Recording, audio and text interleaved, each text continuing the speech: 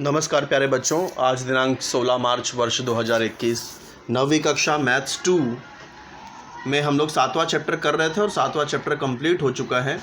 अब नया चैप्टर हम लोग शुरू कर रहे हैं, 8वां चैप्टर, जिसका नाम है त्रिकोणमिति। तो त्रिकोणमिति शुरू करने से पहले कुछ बेसिक जानकारियाँ आप समझ लो। त्रिकोणमिति का उपयोग किसी पेड़ की ऊंचाई या फिर समुद्र में कोई किसी जहाज़ की दूरी, ये सब हम लोग ज्ञात कर सकते हैं बिना डायरेक्ट मेज़रमेंट किए हुए। जैसे कोई आकाश में उड़ता हुआ पंछी की ऊंचाई या उड़ती हुई पतंग की ऊंचाई, किसी इमारत की ऊंचाई यदि ज्ञात करना हो तो त्रिकोणमिति के माध्यम से हम लोग बिना डायरेक्ट मेज़रमेंट, बिना माप लिए हुए, बिना डायरेक्ट मापे हुए हम लोग ये ज्ञात कर सकते हैं। त्रिकोणमिति एक ऐसी विधि है, इंजीनियरिंग वगैरह में ये बहुत काम आती है। जो लोग इंजीनियरिंग करते हैं तो ये आगे चल कर के आपके लिए बहुत काम का टॉपिक हो सकता है, इसलिए इसे समझना बहुत ज़रूरी है। तो त्रिकोणमिति समझने से पहले आप समकोण त्रिभुज समझ लीजिए। समकोण त्रिभुज, क्योंकि समकोण त्रिभुज में ही त्रिकोणमिति अप्लाई होती है, लागू होती है। तो त्रिकोणमिति समझने के लिए समकोण त्रिभुज समझना बहुत ज़रूरी है। समकोण त्रिभुज किसे कहते हैं? ये त्रिभुज ABC आप देख रहे हैं, यहाँ पर एक कोण B आप देखो 90 अंश का दिख रहा है। तो ऐसा कोई भी त्रिभुज जिसमें एक कोण 90 अंश का होता है उसे समकोण त्रिभुज कहते हैं। अब इसमें कर्ण किसे कहते हैं? जैसे कि ABC, यहाँ 3 अक्षर दिख रहे हैं आपको, B यहाँ 90 है, तो 90 अंश की जो सम्मुख भुजा है वो कर्ण कहलाती है। जैसे B 90 है तो B की सम्मुख भुजा AC होगी, तो AC यहाँ कर्ण होगी। सम्मुख भुजा पहचानना बहुत आसान है। जैसे ABC 3 पॉइंट है, B 90 है, तो B को आप मिटा दो तो क्या बचेगा? AC बचेगा, वही सम्मुख भुजा हो गई। तो कोण B की सम्मुख भुजा AC हो जाएगी और 90 अंश की सम्मुख भुजा को हमेशा कर्ण कहते हैं। अब कोण A की सम्मुख भुजा कैसे पहचानोगे? जैसा मैंने आपको आइडिया बताया, A की सम्मुख भुजा पहचानना है तो A को मिटा दो, क्या बचा? भुजा BC। C की सम्मुख भुजा क्या होगी? C को छुपा दो, क्या भुजा AB सम्मुख भुजा हो जाएगी। तो इस तरह से सम्मुख भुजा पहचानते हैं। फिर संलग्न भुजा भी सीख लीजिए। संलग्न भुजा किससे कहते हैं? जिसकी भी संलग्न भुजा निकालनी है वो अक्षर उसमें रहना चाहिए। जैसे मैं बोलूँ कि A, तो कोण A की संलग्न भुजा, तो जिस भुजा में A होगा उसे संलग्न भुजा कहेंगे। तो कौन सी भुजा में A है? देखिए, भुजा AB में भी A आ रहा है और AC में भी A आ रहा है, तो भुजा AB और AC दोनों कोण A की संलग्न भुजा है। लेकिन त्रिकोणमिति में एक बात याद रखिएगा कि कर्ण को हम ना तो सम्मुख भुजा का स्थान देंगे ना तो संलग्न भुजा का। तो AB और AC दोनों संलग्न भुजा है कोण A की, लेकिन हमने AC को कर्ण मान लिया है, इसलिए कोण A की संलग्न भुजा को AB ही माना जाएगा।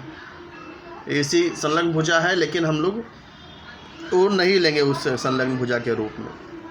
ऐसे ही कोण C की संलग्न भुजा में C आना चाहिए, तो कोण C की संलग्न भुजा क्या होगी? CB और CA।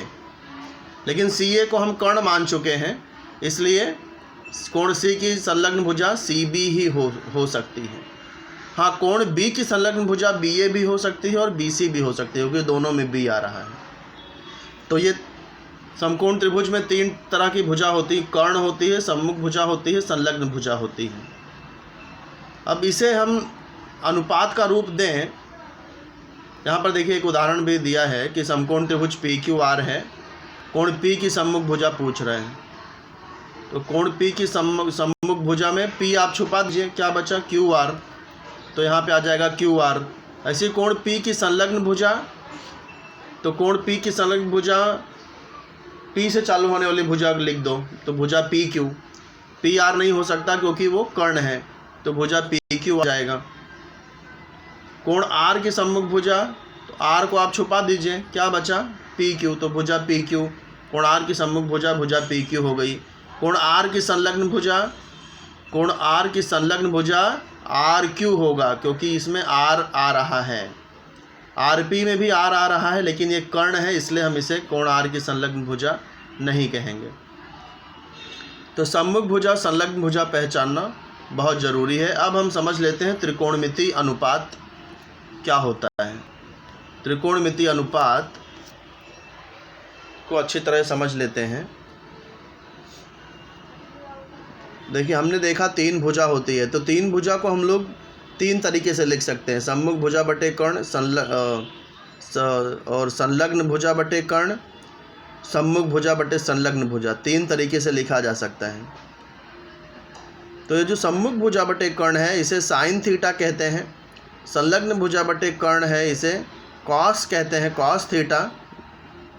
देखिए यहाँ पे कोसाइन होता है बट हम लोग कॉस ही लिखते हैं। जैसे सम्मुख भुजा बटे कर्ण है तो उसको साइन, SINE फुल फॉर्म है बट हम लोग SIN ही लिखेंगे सवाल में। फिर संलग्न भुजा बटे कर्ण को कोसाइन कहते हैं बट लिखते हम लोग कॉस ही, COS कॉस ही लिखते हैं और बोलते भी कॉस ही हैं। ऐसे ही सम्मुख भुजा बटे संलग्न भुजा का जो अनुपात है उसे टेंजेंट कहा जाता है, पर लिखते हम लोग टैन है, बोलते भी टैन है, TAN टैन। तो इस तरह से सूत्र क्या बनता है, सूत्र बन रहा है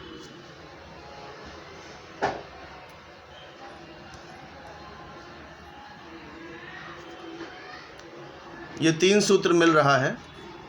साइन कोण बराबर होगा कोण की सम्मुख भुजा बटे कर्ण, कॉस का जो अनुपात होगा वो कोण की संलग्न भुजा बटे कर्ण होगी, टैन का जो अनुपात होगा वो कोण की सम्मुख भुजा बटे कोण की संलग्न भुजा होगी। तो ये तीन सूत्र आप याद रखिए, तो प्रश्न संग्रह 8.1 आपके लिए आसान हो जाएगा।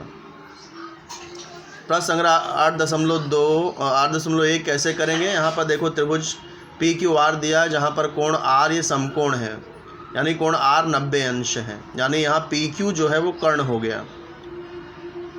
तो हम लोग को अनुपात कौन कौन से लिखने हैं, साइन P लिखना है, साइन P। तो हम लोग कैसे लिखेंगे, पहले तो ये सूत्र लिख दो, साइन अनुपात की जगह पे P आ जाएगा, यहाँ P है ना, तो साइन P बराबर कोण कौन सा है, P है, तो आपको लिखना है कोण P की सम्मुख भुजा बटे कर्ण, कोण P की सम्मुख भुजा बटे कर्ण, ये सूत्र पहले लिखिए। फिर इसके बाद यहाँ बराबर का चिन्ह डालिए, या फिर या तो नीचे बराबर लिख सकते हैं, बराबर के नीचे बराबर डालना। फिर कोण P की सम्मुख भुजा क्या आएगी, कोण P की सम्मुख भुजा आएगी RQ, और कर्ण कौन सा है, PQ। तो इसका आंसर आ जाएगा RQ बटे PQ, RQ बटे PQ। दो स्टेप में आंसर आएगा आपका। पहले स्टेप में सूत्र लिखना है, साइन P बराबर कोण P की सम्मुख भुजा बटे कर्ण, पहले सूत्र हो गया। दूसरे स्टेप में साइन P बराबर कोण P की सम्मुख भुजा RQ बटे कर्ण क्या होगा, PQ, तो RQ बटे PQ। ऐसे ही cos Q लिखना है। सबसे पहले cos Q का सूत्र आप लिखोगे, cos Q बराबर कोण Q की संलग्न भुजा बटे कर्ण, पहला स्टेप। दूसरा स्टेप में लिखना cos Q बराबर, अब कोण Q की संलग्न भुजा QR और कर्ण है PQ, तो QR बटे PQ, ऐसा हो जाएगा। थर्ड है tan P, तो सबसे पहले सूत्र लगेगा tan P बराबर कोण P की सम्मुख भुजा बटे कोण P की संलग्न भुजा, तो कोण P की सम्मुख भुजा RQ, कोण P की संलग्न भुजा PR, तो आंसर आएगा RQ बटे PR, tan P बराबर RQ बटे PR। फिर tan Q, तो सूत्र पहले लिखेंगे tan Q बराबर, जैसे यहाँ लिखा है tan Q बराबर कोण Q की सम्मुख भुजा बटे कोण Q की संलग्न भुजा, कोण Q की सम्मुख भुजा PR और संलग्न भुजा QR, तो आंसर आ जाएगा PR बटे QR। अब बढ़ते हैं दूसरे सवाल पर। यहाँ पर त्रिभुज XYZ यहाँ दिया हुआ है, जिसमें कि कोण Y यहाँ पर 90 अंश है और इसकी भुजा क्रमशः ABC इस प्रकार दी है। तो इस आधार पर निम्नलिखित अनुपात ज्ञात करना है। साइन X, तो कैसे लिखेंगे, साइन X बराबर कोण X की सम्मुख भुजा बटे कर्ण, ये सूत्र आ जाएगा। फिर उसके नीचे फिर से लिखना साइन X बराबर, अब कोण X की सम्मुख भुजा क्या होगी, YZ, और कर्ण क्या होगा ZX, कोण Y की सम्मुख भुजा ZX। तो आंसर आ जाएगा साइन x बराबर ZY बटे ZX। इसी तरह tan Z cos X और tan X भी ज्ञात करना है, वो आप लोग खुद से करिए। फिर इसी तरह यहाँ पर साइन 50 का मतलब है यहाँ पर L, साइन 50 यानी कि साइन L, तो इस तरह से आपको करना है। और tan 40 डिग्री का मतलब होता है N, तो tan 40 डिग्री यानी tan N। तो इस तरह से आपको ये तीसरा सवाल भी करना है। चौथा सवाल में देखिए, यहाँ पर दो समकोण त्रिभुज है, एक त्रिभुज PQR है और दूसरा त्रिभुज PQR है। तो जहाँ पर साइन अल्फ़ा की बात हो रही है, जहाँ पे भी जैसे sine alpha, cos alpha, tan alpha, तो उसमें आप लोग ये त्रिभुज PQR ले लेना। त्रिभुज PQR में कंसिडर करके आप लोग ये सवाल हल करना। और जहाँ पर भी ये थीटा आ रहा है, जहाँ पर थीटा आ रहा है, तो थीटा वाले सवाल हल करने के लिए आप ये त्रिभुज PQS ले लेना, क्योंकि त्रिभुज PQS में भी थीटा है। तो इस जानकारी के आधार पर प्रश्न संग्रह 8.1 हल करिए और हल करके शेयर करिए। धन्यवाद।